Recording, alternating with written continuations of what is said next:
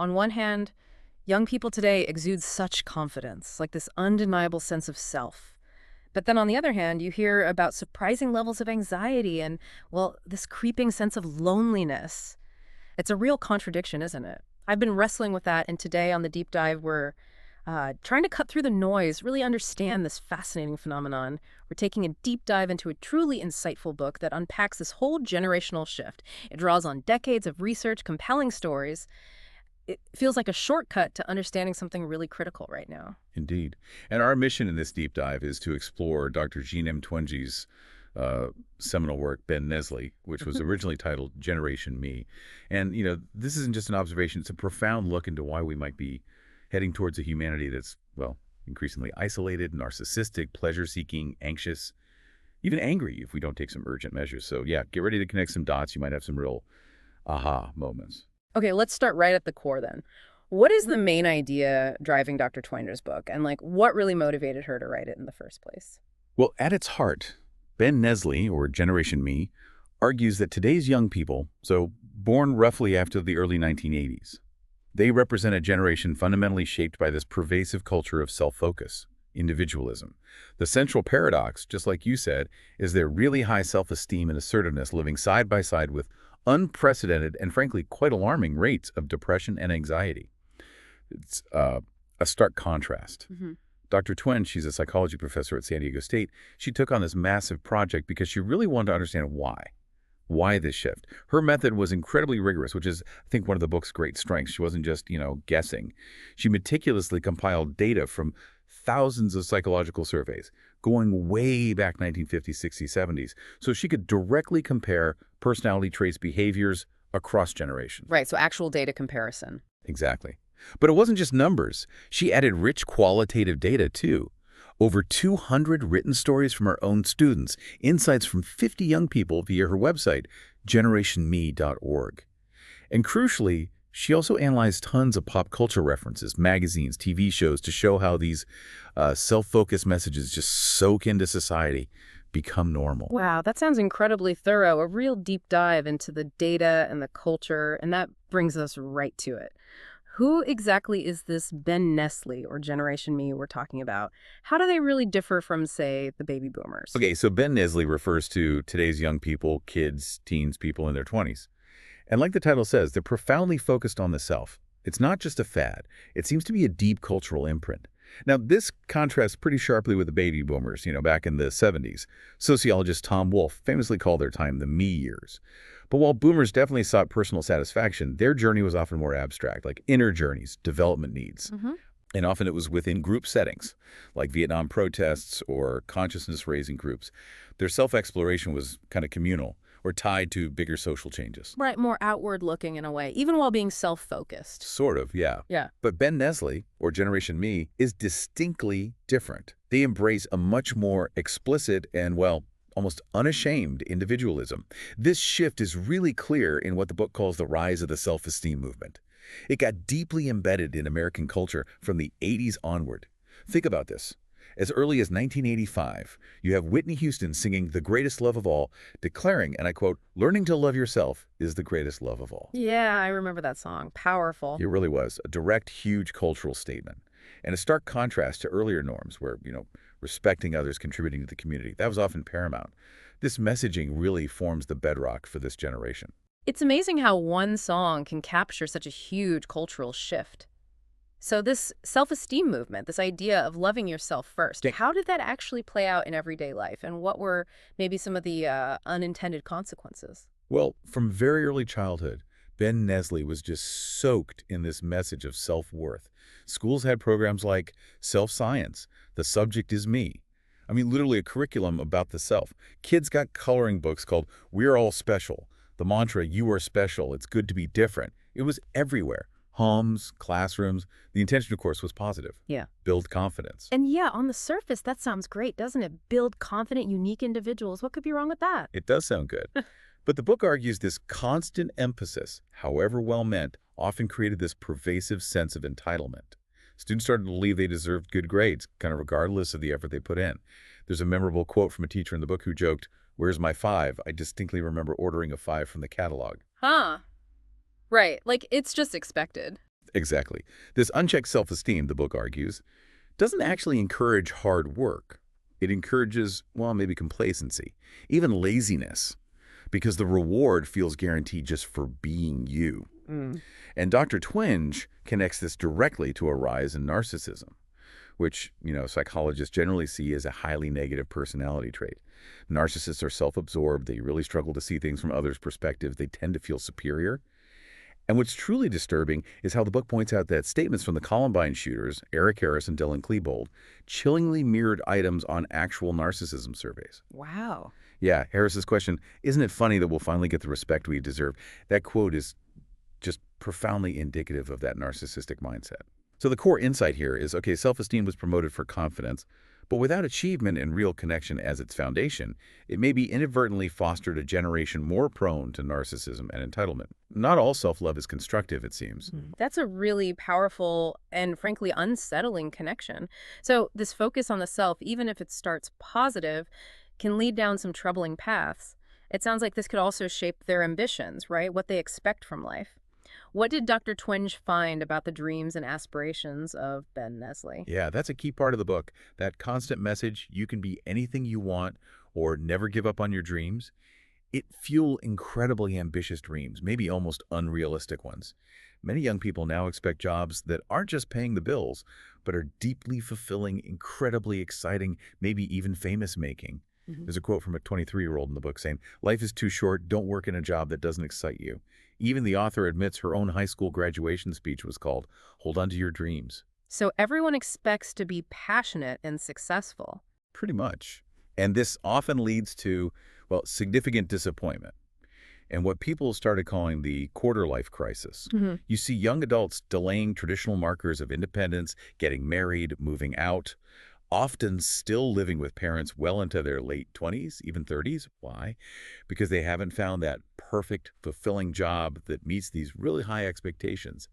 It creates a kind of limbo. So it's not just about what they want to do, but also what they want to have, right? I bet materialism fits in here too. Oh, absolutely. Materialism is a really prominent feature.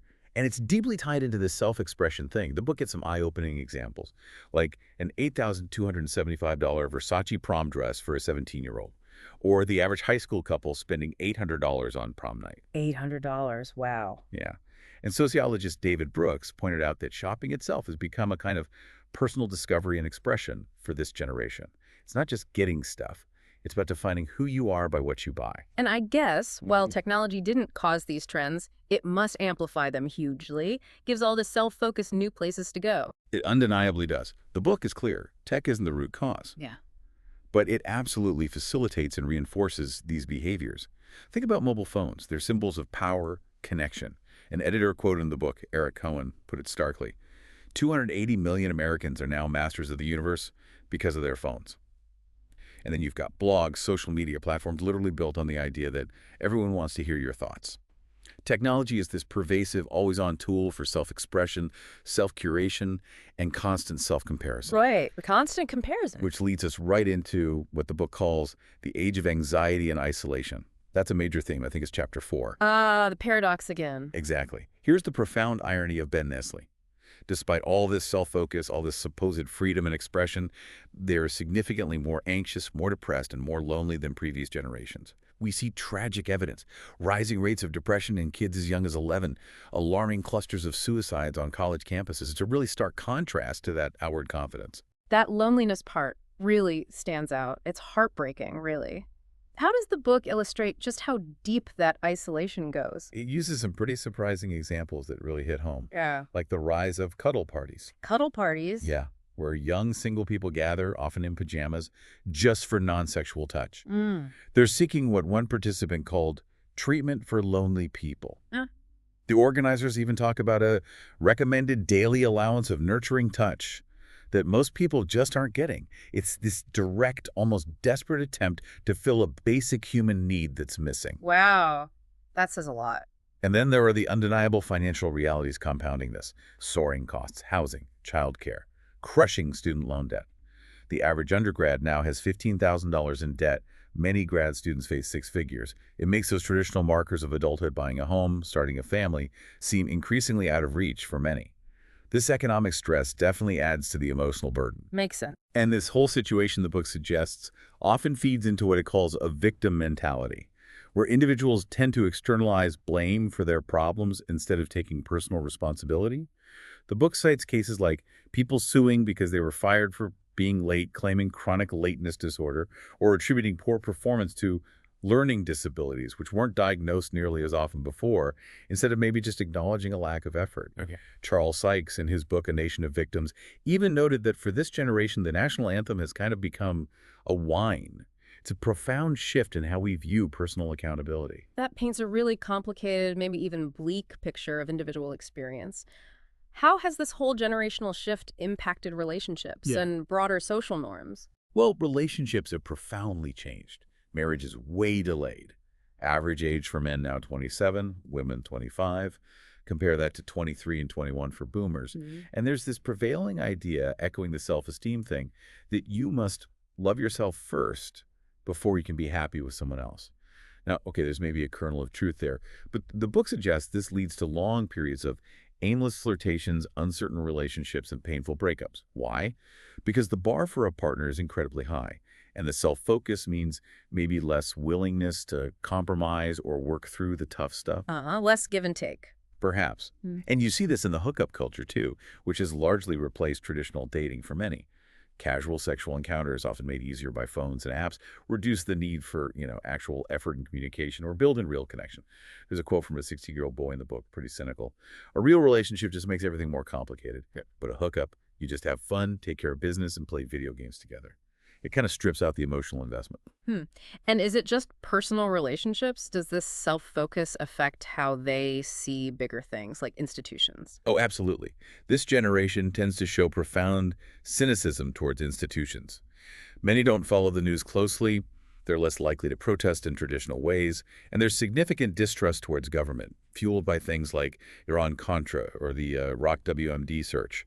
There's often this feeling that one person can't make a difference, and politicians are basically dishonest. It's a real departure from earlier generations' engagement, even if critical. Interesting. But, and this is important, amidst these shifts, there's also been significant progress in social equality. The book definitely highlights this counterpoint. Attitudes towards racial and ethnic minorities have vastly improved. Younger generations show higher self-esteem across all racial groups. Acceptance of gay and lesbian individuals has surged, challenging old norms, though the book does note paradoxically that this increased visibility has sometimes led to backlash, like hate crimes. So progress isn't always simple. Right, and what about women's roles? Transform dramatically. Ben Nesley, women are noticeably more assertive, more career-focused than previous generations. Many grew up with working moms as the norm. But this has created a new, intense set of pressures. Women often feel they have to have it all, the amazing career, the perfect family, the ideal body. Judith Warner called it motherhood in the age of anxiety. It sounds like a pressure cooker. Yeah, definitely. So after exploring all these different facets of Generation Me, what does Dr. Twenge's book ultimately conclude? What are its core strengths, maybe, and where does it leave us thinking? Well, it offers some really critical insights. It basically observes that the constant message, you can be anything you want or never give up. It's frankly blatantly false, as the book puts it. It sets young people up for inevitable disappointment because, reality rarely works that way. It strongly suggests that self-esteem without a basis in actual achievement leads to complacency, not hard work. It's a warning against just empty praise. Right, praise needs substance behind it. Exactly. Another critical point is that victim mentality we talked about. Externalizing responsibility. The book argues that constantly blaming toxic parents, or self-diagnosing with chronic lateness disorder, or maybe learning disabilities that weren't common before, it deflects personal accountability. And that undermines resilience, problem-solving skills. And it also highlights the romantic expectation gap. Expecting one partner to fulfill all your emotional needs, that's an unrealistic burden, often leads to dissatisfaction, breakups. It directly challenges that common idea, you must love yourself before you can love others. It suggests true self-esteem often comes not from just looking inward, but from connecting with and helping others. Like the poet John Donne said, adapted for today, no person is an island. We don't thrive in isolation. It really sounds like the book's biggest strength is that comprehensive, data-driven approach, showing these aren't just anecdotes, they're real measurable trends. Does the book offer any broader solutions or implications for society beyond just pointing out the problems? It absolutely does. And this is where it moves from observation to, well, potential action. Solutions are complex, obviously. But the book makes compelling arguments for more realistic career guidance in schools, moving away from you can be anything to a more grounded view of the job market, the value of effort. It also implicitly calls for more societal support for families, things like paid parental leave, affordable childcare, concrete structural changes that could ease some of the financial and emotional pressures that fuel anxiety and delay adulthood. So practical changes, too. Yes, and fundamentally, the book argues for sort of a rebalancing, fostering genuine human connection over just isolated self-pursuit. It suggests that while individualism has its merits, a society hyper-focused on the me at the expense of community of interpersonal responsibility, it ultimately creates a less happy, more anxious population. It emphasizes that real fulfillment often comes from contributing to something bigger than just yourself. This deep dive really does underscore a fascinating, maybe even alarming paradox, doesn't it? A generation with seemingly more opportunities, more self-focus, more freedom, yet statistically less happy, more anxious, struggling with deep connections. The book strongly suggests that path to real fulfillment might not lie solely in that hyper-individualism. Indeed, it definitely challenges us to reconsider what success and happiness truly mean in a culture that constantly pushes prioritizing the self. So, given everything we've explored about this me generation, their struggles with happiness, despite this relentless focus on personal fulfillment, I want to leave you, our listener, with this question to think about. If our culture constantly tells us you can be anything and love yourself first, do you think the singular focus on individual desires actually makes us more prepared, or maybe less prepared, for the complex realities of life, work, and building meaningful relationships with other people? Something to chew on.